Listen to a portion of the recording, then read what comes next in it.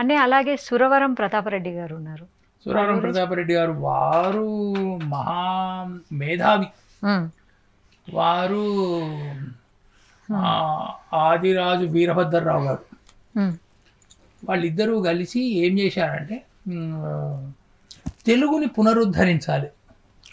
వాళ్ళు ఇక్కడ చూస్తే తెలుగుకి అవమానం జరిగేది. ఇక్కడ 1915, 1920s తెలుగుకు అవమానం జరిగింది.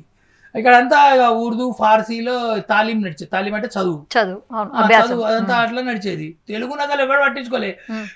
వాళ్ళు మరాఠీని కాస్త గుర్తించినారు, మరాఠీని కన్నడని, తెలుగుకు లేదు. ఇదేంది తెలుగు రాష్ట్రం ఇది, ఈ తెలంగాణ తెలుగు ప్రాంతము, తెలుగు ప్రాంతంలో ఇంత తెలుగుకు అవమానం ఏంటి అని వాళ్ళు ఆంధ్ర మహాసభ స్థాపించినప్పుడు ఆంధ్ర మహాసభలో వాళ్ళు సభ్యులు ఉండే. దాంతో పాటు సురవరం ప్రతాపరెడ్డి గారు గ్రంథాలయాలని ప్రోత్సహించారు. ఇన్ఫర్మేషన్ లేదు, ఇప్పుడంటే మనకు వాట్సాప్లు ఉన్నాయి, ఫేస్బుక్ ఉన్నాయి, అవన్నీ ఉన్నాయి, కానీ ఆ రోజుల్లో ఏం లేవు. తెలుగు పత్రికలు, న్యూస్ పేపర్లు లేవు, పుస్తకాలు లేవు. కాబట్టి ఆయన లైబ్రరీ స్థాపించి ఆ లైబ్రరీస్ ద్వారా తెలుగు పుస్తకాలు పెట్టించి తెలుగు వాళ్ళు తెలుగు చదువుకునేటట్టు ఆయన చేశారు. ఆయన రెడ్డి హాస్టల్కి ఆయన వార్డెన్గానో మరి చీఫ్గానో ఉండే.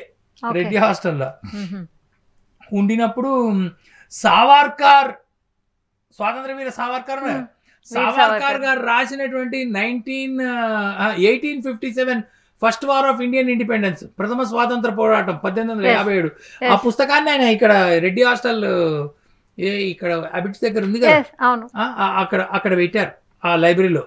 పెడితే ఇది నిజాం సర్కార్ రజాకర్లకు గెలిచేసి వచ్చేసి అసలు ముందు ఆ పుస్తకాన్ని గుంజుకొని దాన్ని చింపి పడేసి ఫస్ట్ ఆ తర్వాత మేము ఈ లైబ్రరీలో ఈ పుస్తకం పెడతామని గొడవ అయితే దాంతో హాస్టల్ని మూసేశారు. సావర్కర్ పుస్తకం పెట్టినందుకు రెడ్డి హాస్టల్ ఆ రోజులలో 4 నెలలు మూసివేయబడ్డది. ఇది ఎంతమందికి తెలుసమ్మా? హైదరాబాద్లో రెడ్డిస్, ఈ తెలంగాణలో రెడ్డి కమ్యూనిటీ ఉన్నది కదా, వాళ్ళకన్నా తెలుసా? మిగతా సమాజానికి తెలుసా? వాళ్ళ పూర్వీకులు ఈ సురవరం ప్రతాపరెడ్డి గారు, పాగ పుల్లారెడ్డి గారు, వీళ్ళందరూ ఎవరికి వ్యతిరేకంగా పోరాటం చేశారో తెలుసా? మన రేవంత్ రెడ్డి గారు ఉన్నారు కదా, రేవంత్ రెడ్డి గారు, వారిని నేను మీ ఛానల్ ద్వారా నేను కోరుకుంటున్నా, అయ్యా మీరు కాస్త ఒకసారి ఈ రెడ్డి హాస్టల్ యొక్క ఈ చరిత్రను కూడా కాస్త తవ్వి తీయించి ఈ సురవరం ప్రతాపరెడ్డి గారు, పాగ పుల్లారెడ్డి గారు ఇటువంటి మహనీయుల యొక్క జీవన గాథలు పుస్తకాల్లో ప్రవేశపెట్టండి. వాళ్ళు ఎవరికి వ్యతిరేకంగా పోరాటం చేశారు, వాళ్ళు ఎక్కడెక్కడ స్కూళ్ళు స్థాపనలకి, వాళ్ళు ఉద్యమాలకి వాళ్ళు సహకరించారు, ఎక్కడెక్కడ లైబ్రరీ పెట్టారు. ఆంధ్ర సారస్వత పరిషత్ అని బొగ్గులకుంటలో ఉంది, దాన్ని తెలంగాణ సారస్వత పరిషత్ అని మార్చినట్టున్నారు.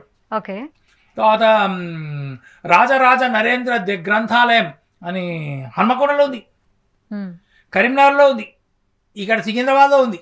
ఇట్లా గ్రంథాలయాలు ఇవన్నీ స్థాపనలో సురవరం ప్రతాపరెడ్డి గారు. తర్వాత కవులని ప్రోత్సహించారు. కవులను ప్రోత్సహించి కవులతో కవిత్వాలు రాయించారు. ఆయన గోల్కొండ అని ఒక పత్రికను నిర్వహించారు ఆయన స్వయంగా, దానికి ఆయనే సంపాదకుడు. ఈ గోల్కొండ పత్రిక ద్వారా తర్వాత అడవి బాపిరాజు గారు మీజాన్ అనుకుంటా, అడవి బాపిరాజు గారు మీజాన్ అనే పత్రికని వారు కూడా నిర్వహించారు.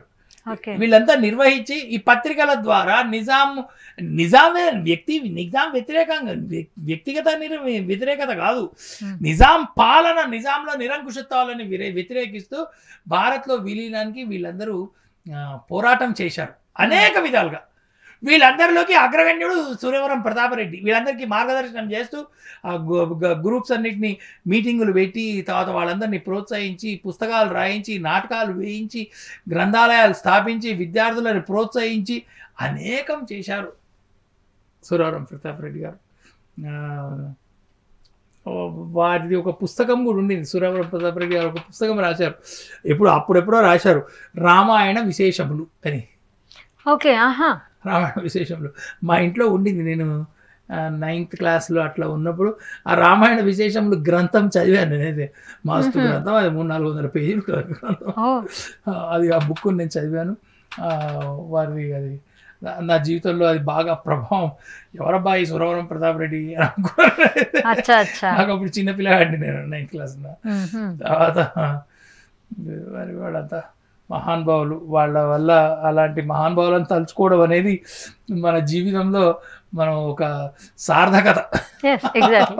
మన ముఖ్యంగా తెలంగాణ ప్రజలకి మనందరికీ వాళ్ళు మార్గదర్శనం చేశారు. వాళ్ళైతే వాళ్ళ బలిదానాలే కదా మనకి ఇక్కడి వరకు. Correct correct correct correct correct. Right.